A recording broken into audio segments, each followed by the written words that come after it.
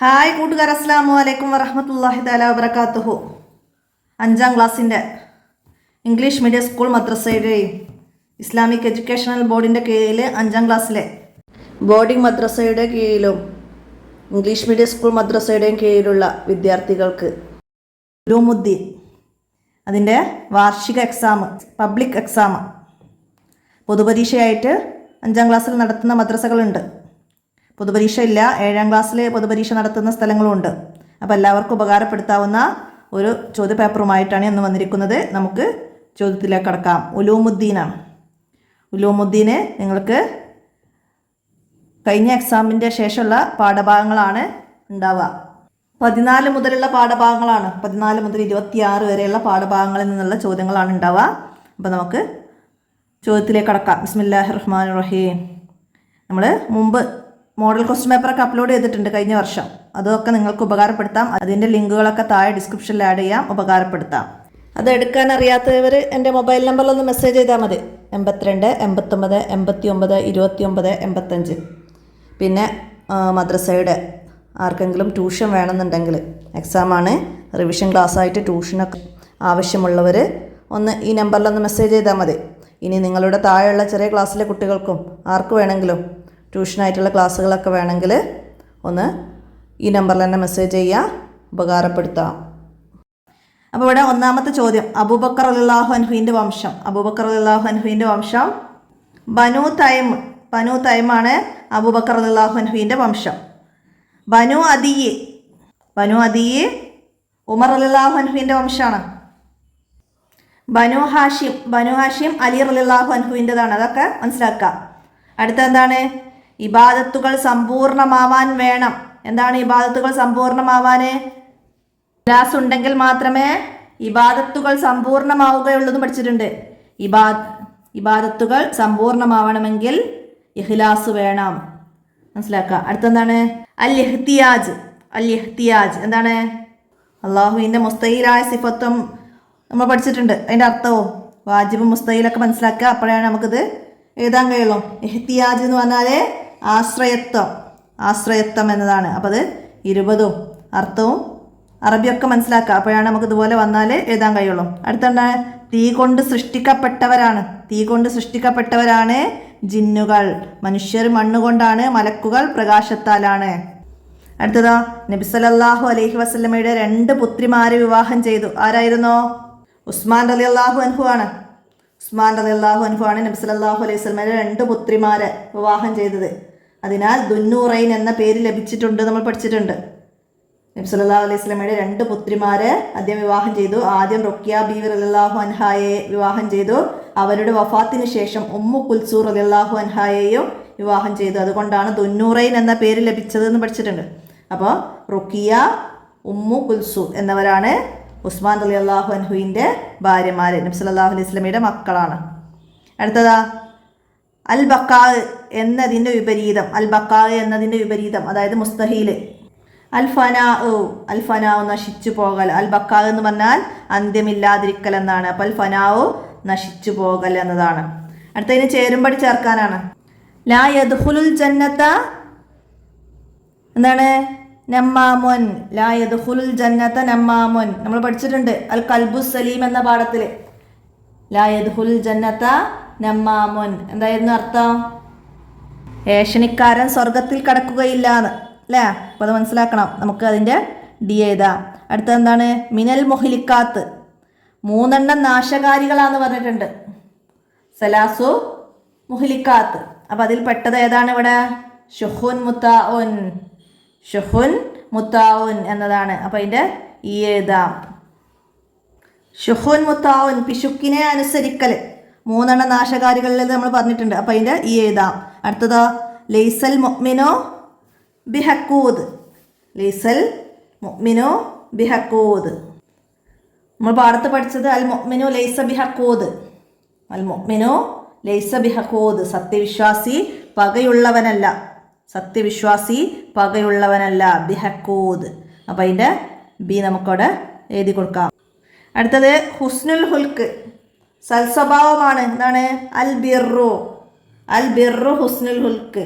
നന്മ ചെയ്യൽ സൽസ്വഭാവമാണ്. അപ്പം അതിൻ്റെ എഴുതാം. അൽ ബിർറു ഹുസ്നുൽ ഹുൽക്ക്, നന്മ ചെയ്യൽ സൽസ്വഭാവമാണ്. അടുത്തതാ യഅ്കുലുൽ ഹസനാത്തി, എന്താണ് യഅ്കുലുൽ ഹസനാത്തി അൽ ഹസദ്, അൽ ഹസദു യഅ്കുലുൽ ഹസനാത്ത്. അസൂയ നന്മകളെ തിന്നുകളയും.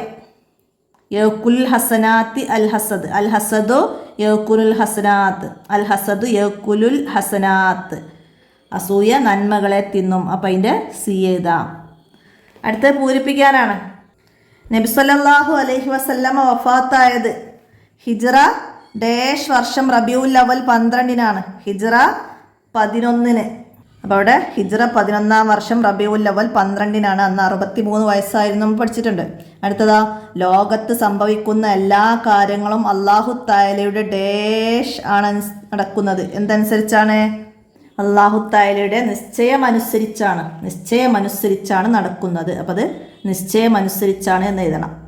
അടുത്തതാ നബി സല്ലല്ലാഹു അലൈഹി വസല്ലമയുടെ ജനനത്തിൻ്റെ ഡേഷ് കൊല്ലം ഉമർ റളിയല്ലാഹു അൻഹു ഭൂജാതനായി. നബി സല്ലല്ലാഹു അലൈഹി വസല്ലമ ജനിച്ച എത്ര വർഷം കഴിഞ്ഞിട്ടാണ്? 13-ാം കൊല്ലം.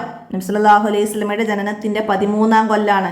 അബൂബക്കർ റളിയല്ലാഹു അൻഹു നബി സല്ലല്ലാഹു അലൈഹി വസല്ലമ ജനിച്ച 3-ാം വർഷമാണ്. 3 വർഷങ്ങൾക്ക് ശേഷമാണ് അബൂബക്കർ റളിയല്ലാഹു അൻഹു ജനിച്ചത്. നമ്മൾ പഠിച്ചിട്ടുണ്ട്. നബി സല്ലല്ലാഹു അലൈഹി വസല്ലമയുടെ ജനനത്തിൻ്റെ 3-ാം വർഷം അബൂബക്കർ റളിയല്ലാഹു അൻഹു. അടുത്തത് ഇസ്ലാം സ്വീകരിച്ചതിൻ്റെ പേരിൽ ഉസ്മാൻ റളിയല്ലാഹു അൻഹുവിനെ പിതൃവ്യനായ ഹക്കം കെട്ടിയിട്ട് മർദ്ദിച്ചു. ഉസ്മാൻ റളിയല്ലാഹു അൻഹുവിനെ പിതൃവ്യനായ ഹക്കം കെട്ടിയിട്ട് മർദ്ദിച്ചു. അടുത്തതാ ആണ് വഖായിമും അനി വഹിയും ഖാദിറും മുരീദുൻ ആലിമും ബിക്കുല്ലി ഷൈ. എന്താണ്? അള്ളാഹുവിൻ്റെ വാജിബായ സിഫത്തുകൾ നമ്മളൊരു ബൈത്താക്കിയിട്ട് പാടിയിട്ടുണ്ടായിരുന്നു അല്ലേ? ഫല്ലാഹു മൗജൂദുൻ ഖദീമും ബാക്കി മുഖാലിഫുൽ ലിൽ ഹൽഖി ബില്ലിത്ലാഖി വഖായിമും അനി വവാഹിദും വഹൈ ഖാദിർ മുരീദുൻ ആലിമും ബിക്കുല്ലി ഷൈ. അപ്പോൾ ഇവിടെ വവാഹിദുൻ എന്ന് വിട്ടിട്ടുണ്ട്. അപ്പോൾ അത് ബൈത്ത് മുഴുവനും പഠിച്ചാലാണ് നമുക്ക് മറ്റു ലൈനുകൾ വന്നാൽ ഇതുപോലെ എഴുതാൻ കഴിയുള്ളൂ. അടുത്തതാ ഈമാനിൻ്റെ ശാഖകളിൽ ഏറ്റവും ഉന്നത സ്ഥാനത്തുള്ളത് ഡേഷാണ്. എന്താണ്? ലാ ഇലാഹ ഇല്ലല്ലയാണ്. ഏറ്റവും ഉന്നത സ്ഥാനത്തുള്ളത് ലാ ഇലാഹ ഇല്ലല്ലയാണ്. ഈമാനിന് 70-ൽ പരം ശാഖകളുണ്ട്. അതിൽ ഏറ്റവും ഉന്നത സ്ഥാനത്തുള്ളത് ലാ ഇലാഹ ഇല്ലല്ലയും ഏറ്റവും താഴ്ന്ന പടിയിലുള്ളത് വഴിയിൽ നിന്ന് തടസ്സം നീക്കലുമാണ്. മനസ്സിലാക്കണം കേട്ടോ. അടുത്തത് ഒറ്റവാക്കിൽ ഉത്തരം എഴുതാനാണ്. എന്താണ്? അൽ ഖുലഫാഉർ റാഷിദൂനയുടെ ഭരണം എത്ര കാലം നീണ്ടു നിന്നു? എത്ര കാലമായിരുന്നു? 30 കൊല്ലം. 30 കൊല്ലത്തോളം നീണ്ടു നിന്നിട്ടുണ്ട്. അടുത്തതാ മുഹമ്മദ് നബി സല്ലല്ലാഹു അലൈഹി വസല്ലമയുടെ എന്നെന്നും നിലനിൽക്കുന്ന മുഅ്ജിസത്ത് ഏതാണ്? ഖുർആനാണ്. ഖുർആൻ. അടുത്തത് അശ്ലീല ഗാനങ്ങൾ കേൾക്കുന്നതിൻ്റെ വിധി എന്താണ്? ഹറാമാണ്. അടുത്തതാ അലി റളിയല്ലാഹു അൻഹുവിൻ്റെ ജനാസ മറവ് ചെയ്തത് എവിടെയാണ്? കൂഫയിലാണ്. അലി റളിയല്ലാഹു അൻഹുവിൻ്റെ ജനാസ കൂഫയിലാണ് മറവ് ചെയ്തത്. അപ്പോൾ കൂഫ എന്ന് എഴുതാം. അടുത്ത എന്താണ്? എവിടെ വെച്ചാണ് ജിന്നുകൾ നബി സല്ലല്ലാഹു അലൈഹി വസല്ലമയിൽ നിന്ന് ഖുർആൻ പാരായണം കേട്ടത്? നഖ്ല എന്ന സ്ഥലത്താണ്. നബി സല്ലല്ലാഹു അലൈഹി വസല്ലമ തോയിഫിൽ നിന്ന് മടങ്ങുകയായിരുന്നു. നഖ്ലയിലെത്തിയപ്പോൾ രാത്രിയായിരുന്നു. അവിടെ വെച്ച് ഖുർആൻ പാരായണം ചെയ്തപ്പോഴാണ് ജിന്നുകൾ നബി സല്ലല്ലാഹു അലൈഹി വസല്ലമയുടെ ഖുർആൻ പാരായണം കേട്ടത്. അടുത്തത് ഉമർ റളിയല്ലാഹു അൻഹുവിൻ്റെ വിളിപ്പേര് എന്തായിരുന്നു? അബൂ ഹസ്ഫ്. ഉമർ റളിയല്ലാഹു അൻഹുവിൻ്റെ പേര് അബൂ ഹസ്ഫ് എന്നായിരുന്നു വിളിപ്പേര്. അബൂ ഹസ്ഫ് എന്നായിരുന്നു വിളിപ്പേര്. നബി സല്ലല്ലാഹു അലൈഹി വസല്ലമ സ്നേഹത്തോടെ ഫാറൂഖ് എന്നാണ് വിളിച്ചിരുന്നത്. സ്നേഹപൂർവ്വം ഫാറൂഖ് എന്ന് വിളിച്ചിരുന്നു. അബൂബക്കർ സിദ്ദീഖ് റളിയല്ലാഹു അൻഹുവിനെ നബി സല്ലല്ലാഹു അലൈഹി വസല്ലമ അസിദ്ദീഖ് എന്നായിരുന്നു പേര് നൽകിയത്. എന്തായിരുന്നു കാരണം? നബി സല്ലല്ലാഹു അലൈഹി വസല്ലമ പറയുന്ന എല്ലാ കാര്യങ്ങളും അതേപടിയിൽ അക്ഷരാർത്ഥത്തിൽ വിശ്വസിച്ചതിനാലാണ്. അടുത്തത് ഒറ്റവാചകത്തിൽ ഉത്തരം എഴുതാനാണ്. അലി റളിയല്ലാഹു അൻഹു ഏതെല്ലാം നിലയിൽ പ്രശസ്തനായിരുന്നു? ഏതെല്ലാം നിലയിലായിരുന്നു? ധീരയോദ്ധാവ്, പ്രഗത്ഭ പ്രാസംഗികൻ, ഉന്നത പണ്ഡിതൻ, സാഹിത്യകാരൻ എന്നീ നിലകളിൽ അദ്ദേഹം പ്രശസ്തനായിരുന്നു. അടുത്തതാ കേൾവിയും കാഴ്ചയും വലിയ അനുഗ്രഹമാണ്. അവക്ക് എങ്ങനെ നന്ദി ചെയ്യണം? എന്താ എഴുതാം നമുക്ക് ആൻസർ? കേൾവിയും കാഴ്ചയും ഈ രണ്ട് അനുഗ്രഹങ്ങളും നന്മയിൽ മാത്രം ഉപയോഗിച്ചും തിന്മയിൽ ഉപയോഗിക്കാതിരുന്നുമാണ് ശുക്ർ ചെയ്യേണ്ടത്. കേൾവിയും കാഴ്ചയും, ഈ രണ്ട് അനുഗ്രഹങ്ങൾ നന്മയിൽ മാത്രം ഉപയോഗിച്ചും തിന്മയിൽ ഉപയോഗിക്കാതെയുമാണ് അവക്ക് നാം നന്ദി ചെയ്യേണ്ടത്. മനസ്സിലാക്കുക. അടുത്ത എന്താണ്? പരിശുദ്ധ ഖുർആനിൻ്റെ സ്വാധീന ശക്തിക്ക് ഒരു ഉദാഹരണം എഴുതുക. എന്താണ്?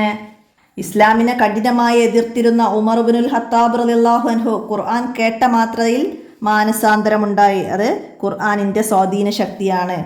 അടുത്തതെന്താണ്?